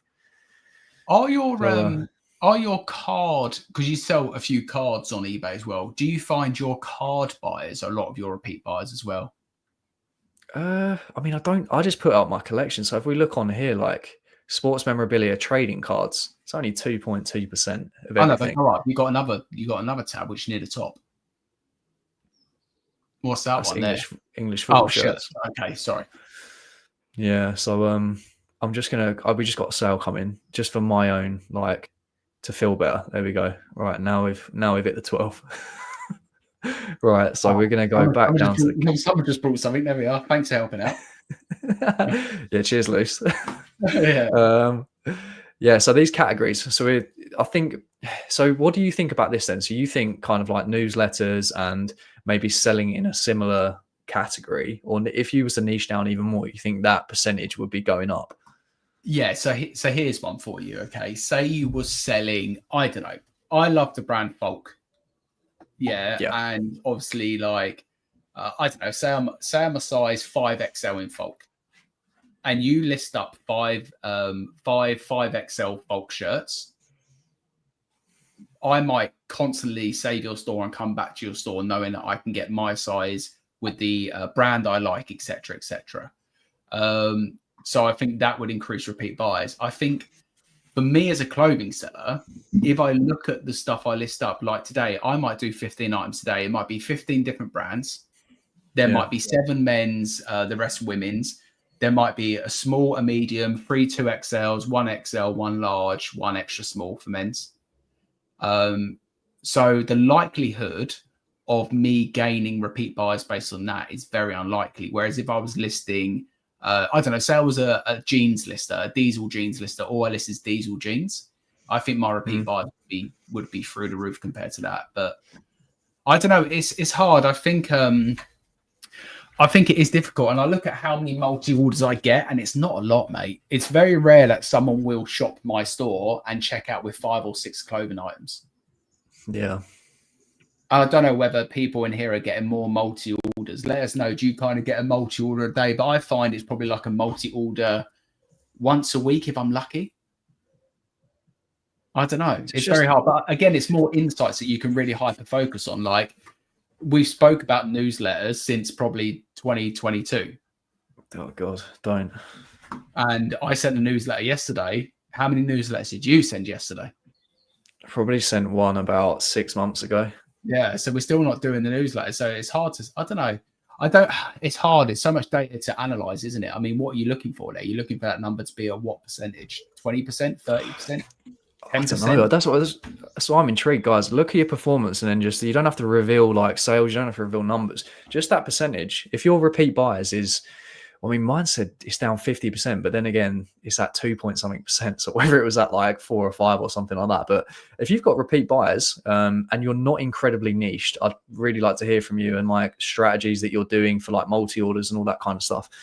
Because it does make sense, mate. If you've got similar brands, similar sizing, and people know that of your store, then yeah, why wouldn't they come back? But this is just a breakdown of categories if you're just curious about that. So you can see I'm heavily focused on men's jackets, men's jumpers, football shirts. I would love this category to be number 1. Football shirts, if that was up here, because it just holds so much in terms of like, ASP. And you got to think about it, at the end of the day, they're t-shirts as well. Like most of them are like polyester. They fold to absolutely nothing. So when I say I could fit 3,500 per container, you best believe I could probably do about 6 or 7 if I just had 6,000 or 7,000 items or something like that. If I just had football shirts compressed to nothing. So yeah, this is a breakdown of the categories. I'm not going to spend too much time on here because I know we're a bit limited. This section here as well, what we was talking about with the promoted listings. So ignore this completely because I'll buy the odd postage label on here once Packlink mucks up or something like that. So ignore the postage side of things. It's this section here. So promoted sales. So mine are just under 80% promoted. which I don't think is too bad considering these changes. But how are you on the promoted compared to organic? Because this is really interesting. My promoted has gone up 2.7% in the last 31 days. Yeah, I'm 73.9 of total sales are promoted, 26.1 organic. I think that's going to change. I think that's going to change a lot now. I've lowered my promoted rate, to be honest with you. I don't know in what way though. I don't know whether that's actually going to go up or not. I've got this fear with eBay punishing me, but I had to make the change. I was giving eBay too much money.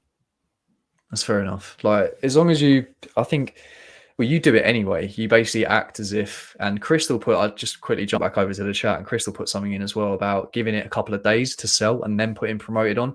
But if you can you basically say, and you put it in the eBay calculator, the fees calculator and all that is 100% going at 7% no matter what. And you get that odd organic sale, like here, you get 21% of total sales being organic. It's just that nice little bonus. But it's the whole question, is it, about what, again, we come down to it. I think the people who do really well promoted listings are the people who take a bit more time looking at the sell through. Because if you was to list a Rab jacket today and everyone's selling them for £80 on eBay and you list yours up for £75, you better believe you don't need to promote that.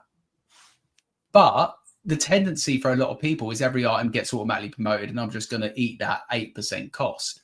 Where, like Joe put in the chat there, because Tonks is similar to our 72%, Joe put in there promoted sales 29.7%. So Joe's saying he waits 2 weeks and let them sell itself, pointless promoting Rab. And he's so spot on. So Joe thinks more strategically about the stuff that needs promoted, where if Joe, and Joe, quote me if I'm wrong, if Joe was to put up a Ralph Lauren polo shirt, size large, navy blue, he would probably need to promote that to get that to sell if he's going to price it at market value.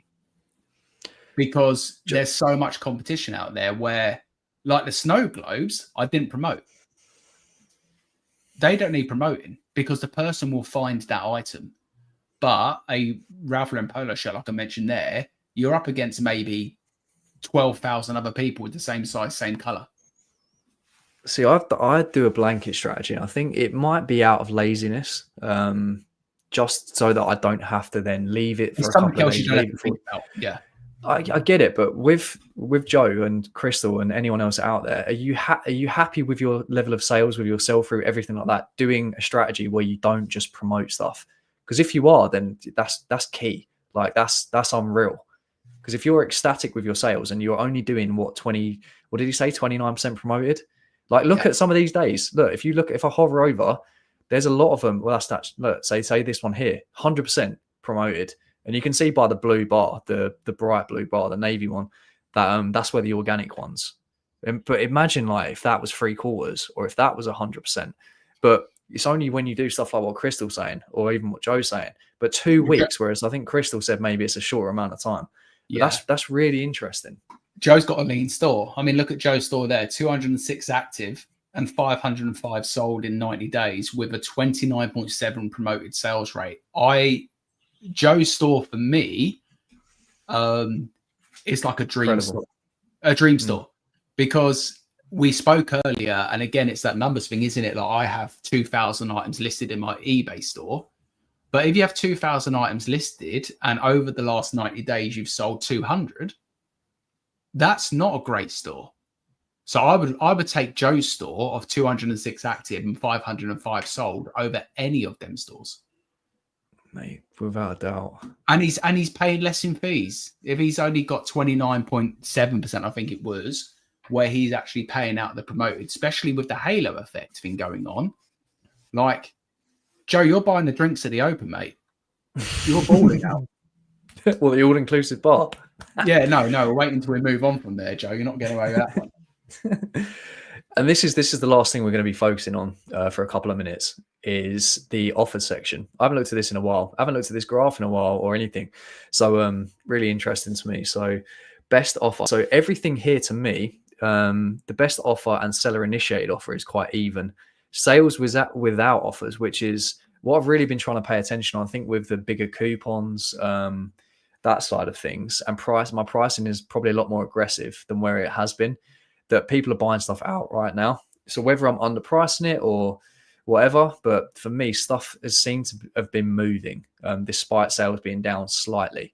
So yeah, I'm pretty happy with that. But where are your kind of percentages at? Because this range is so different, like promoted and organic, yeah, but this is very interesting because for some people, this is entirely different.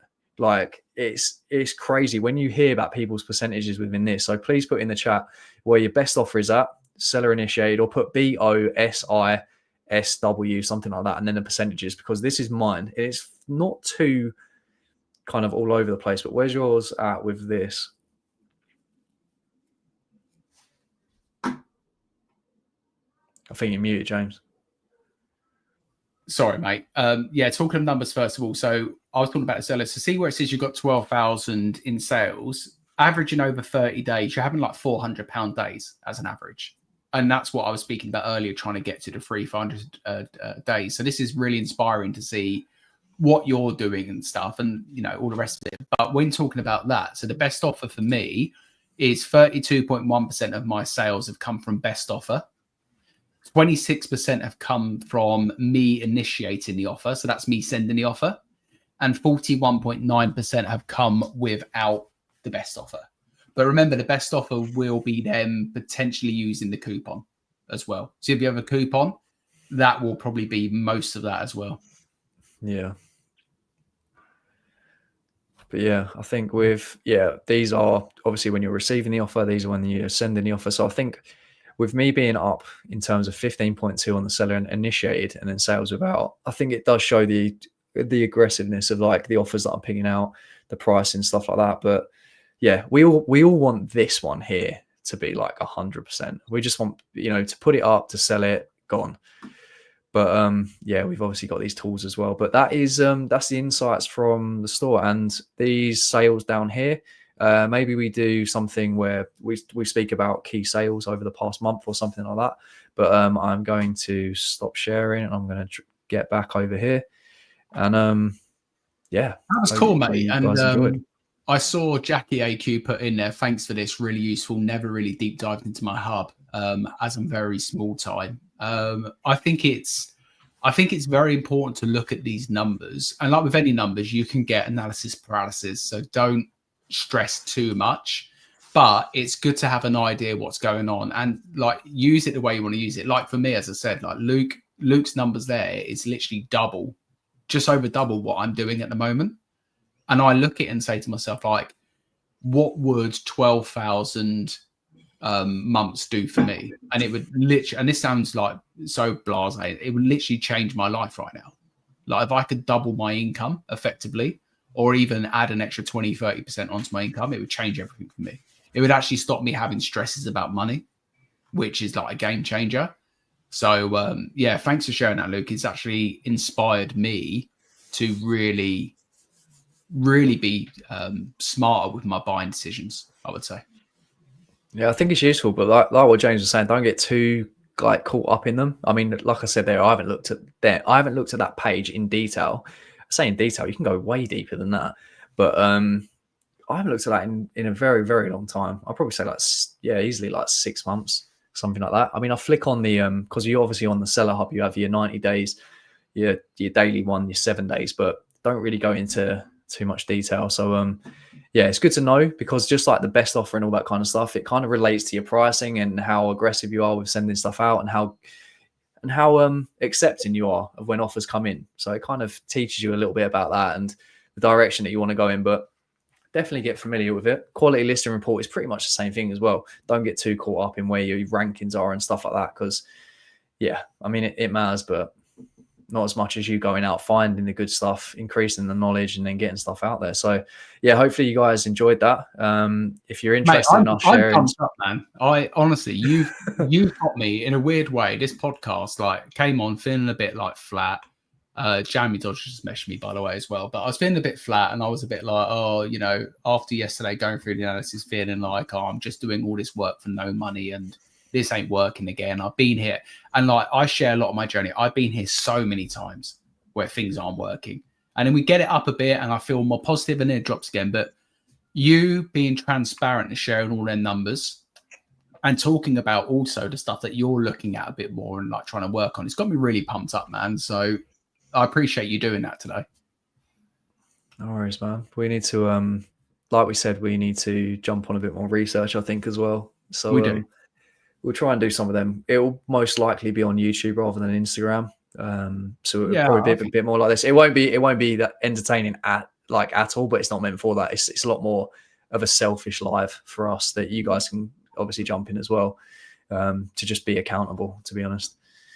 Yeah, we should definitely do that. And like the Instagram stuff's great, but if we brought it onto YouTube as well, and then maybe say like you say, it's not going to be like a podcast like this where we're interacting with a chat a lot, but it may be like a focus session for you guys to also jump on the live, have it in the background, and maybe do your own research or whatever as well, and kind of have it as a focus session. We should look into that, mate.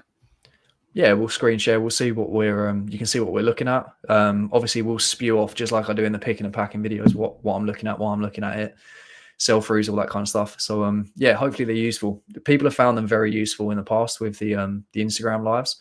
So, yeah, if you want to jump in, then we'll pop a little promotion or something out soon. Hopefully, we can do it within the next week or so. But yeah, if you're interested in that, cool. But hopefully that was useful at the end of the day. There's no flexing. Everyone's in different parts of like their journey, like what Lucy was saying earlier. So yeah, don't get too caught up in the numbers and just, yeah, let's all crack on. Yeah. And one thing I want to say before we wrap things up as well is you summarized it perfectly there. Just remember, we're all on our own journeys. We all got different stuff going on. We're all in different financial positions. We all live in different parts of the country. We've all got different commitments with family life and partners and single life, whatever your life is as well. But just take that time of reflection to see what is not working, but also look at what is working. And although I hope I haven't come across like this in the podcast, it's all doom and gloom. I look at this and say, for 4 years, I've not had to wake up and drive into an office and work a dead-end job that I don't enjoy. So it can't be that bad. We've never missed a mortgage payment. We've never missed a bill. Am I balling out on 4 or 5 holidays a year? Absolutely not. But I wasn't doing that before anyway. So yeah, take a bit of time for reflection for yourself and maybe look at your journey. Be proud of where you've got to so far. But then maybe have a look at what isn't going so well. And not just saying like, yeah, I'm pumped, I'm going to fix it, because I do that. Maybe say, I'm going to fix it and this is how, and start that right now. So hope we've inspired you today. Hope we've motivated you. I definitely feel motivated. So yeah, appreciate you all coming in. Much love, guys. Appreciate it, mate. Very well summed up. But we'll put the next week's episode out probably around the weekend. So yeah, keep an eye out. Make sure you subscribe to get involved in the live chat, and pop a like if this was useful for you guys. And we will see you next week. And share the live, share the replay, get it out there on your social medias. If you have a YouTube channel, talk about it. We appreciate all the support. Peace. There's my begging done at the end. Bye. Bye-bye.